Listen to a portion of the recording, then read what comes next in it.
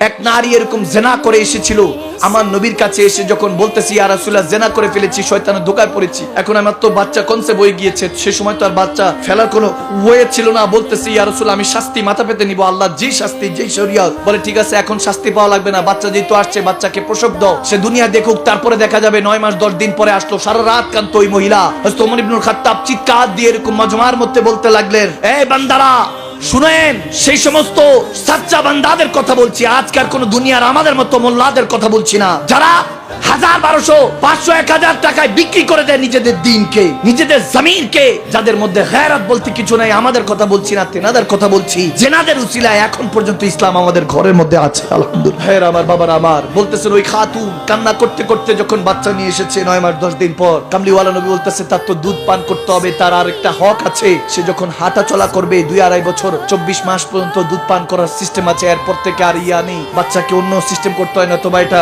শরীয়তের আইনের লঙ্ঘন হয়। ওলামায়ে কেরামরা জানেন, অনেক সময় বাচ্চারা 3 বছর হয়ে গেছে এখনো মায়ের দুধ পান করে, এটা শরীয়তের বিরোধিতা। ইমামগণরা বলেছেন 24 মাস অর্থাৎ 2 বছর 4 মাস 3 মাস পর্যন্ত জায়েজ আছে। বলতেছে ঠিক আছে ওই পর্যন্ত তুমি দুধ পান করে তারপর বাচ্চাকে নিয়ে আসো, ছোট্ট বাচ্চা। দেখেন জেনার কারণে হয়েছে, আমার নবী তাকে কোনো কিছু শাস্তি দেওয়ার আগে দেখেন কত হুকুক কায়েম করেছে। বাচ্চা নিয়ে এসেছে হুজুরে পাক হযরত ওমরের কাছে, শের খোদা আলী বেলাল হাবশির কাছে দায়িত্ব দিয়েছে, বাচ্চাকে দেখে রেখো। 2.5 বছর পরে এসেছে, বলে ইয়া রাসূলুল্লাহ আমার ঘুম নাই, সারা রাত কাঁদি বাচ্চার দিকে তাকিয়ে, এখন এই বাচ্চার প্রতি আমার মায়া হয়ে গিয়েছে। ইয়া রাসূলুল্লাহ আমার কারণে কি বাচ্চার কোনো গুনাহ হবে? বলে না, তার কোনো গুনাহ হবে না। বলে ইয়া রাসূলুল্লাহ তাইলে আমি শাস্তি মাথা পেতে নিব, আমার যেই শাস্তি দেন। তারপরে তাকে ধরে বলতেছে এবার মাটির নিচে পুঁতো, তার উপরে পাথর নিক্ষেপ করতে থাকো যতক্ষণ পর্যন্ত না সে মারা যাচ্ছে। দেখা গিয়েছে সে মৃত্যুকে আলিঙ্গন করে নিয়েছে। আল্লাহর শাস্তি, জাহান্নামের শাস্তি বড় ভয়ানক। একের পর এক গুনাহ করি, মনে করি কম্বলের নিচে গুনাহ করি, কেউ দেখে না। বান্দা ওই যে গ্লাসের নিচে দিয়ে, আপনার জানালার ফাঁকি দিয়ে, দরজার নিচে দিয়ে যে নিয়ে অক্সিজেন পাঠিয়ে দেয়, হি ইজ ওয়াচিং ইউ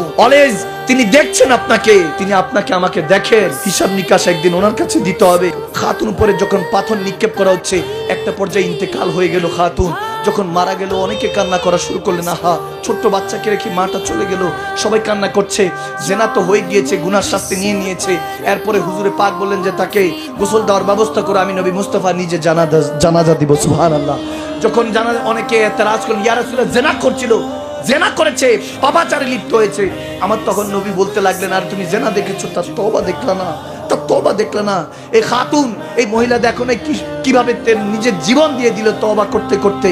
তওবাতুন নসুয়া তওবাতুল কাবলাল মাউত।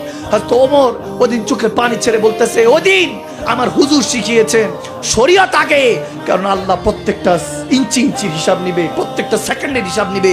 ফামান ইয়ামাল মিসকালা যারাতিন শাররান ইয়ারা, এরকম হিসাব যখন নিবে তখন আপনি কোনটা যাবেন, তখন আল্লাহর পাকড়াও থেকে কেউ বাঁচতে পারবে না।